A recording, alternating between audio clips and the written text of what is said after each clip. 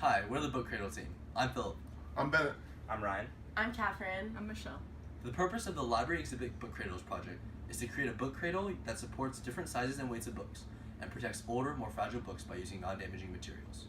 Our client is the David M. Rubenstein Rare Book and Manuscript Library. The motivation behind the project was the fact that antique and rare books are irreplaceable, so they can't be damaged while on display.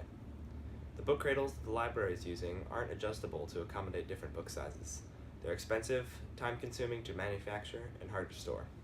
Our design solution had 7 major design criteria. Our book cradle is adjustable for display angles between 20 degrees and 80 degrees.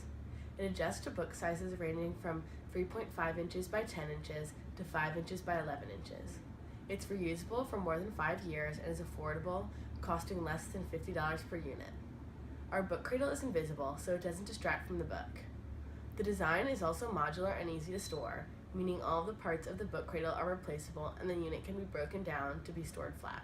Our final design solution is comprised of 8 different custom acrylic pieces. These are the base, the back support, the pivot stand, the pivot plate, the book plate, the lip, and the spacer.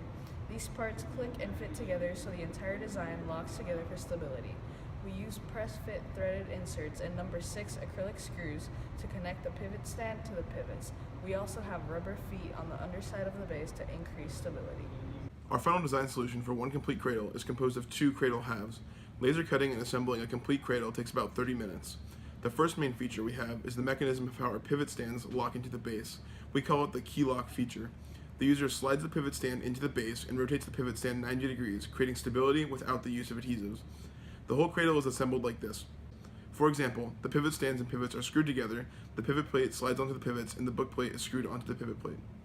To adjust for different size books, our book plate is interchangeable based on the dimensions of the desired book. For example, we have 3 plates here, 1 large, 1 medium, and 1 small. All the user has to do is measure the dimensions of their book, change the plate size in CAD, and cut a new plate. The plate is mounted to the pivot plate simply by unscrewing a screw from the threaded insert. Another feature of our cradle is how our book plate rotates. This means that the book plate can adjust for how open the book needs to be on display. For example, if a book doesn't open very far, the plates must be tilted further inwards. If a book can open further, the book plates can be tilted less, and more of the book pages can be shown. We adjust for angles using holes on the pivot. All the user has to do is place a screw or pin into the desired hole angle. The entire cradle will rotate to accommodate the angle, making it either steeper or flatter. Another subtle feature is how the design is made out of acrylic, so it is completely see-through and invisible. Our prototype meets all set design criteria. The first and most important design criteria is the adjustability of display angles and sizes. We tested this by placing 6 books ranging in measurements on the cradle and checking each hole position for stability. The results showed that the prototype could hold all book measurements specified at angles meeting the target values.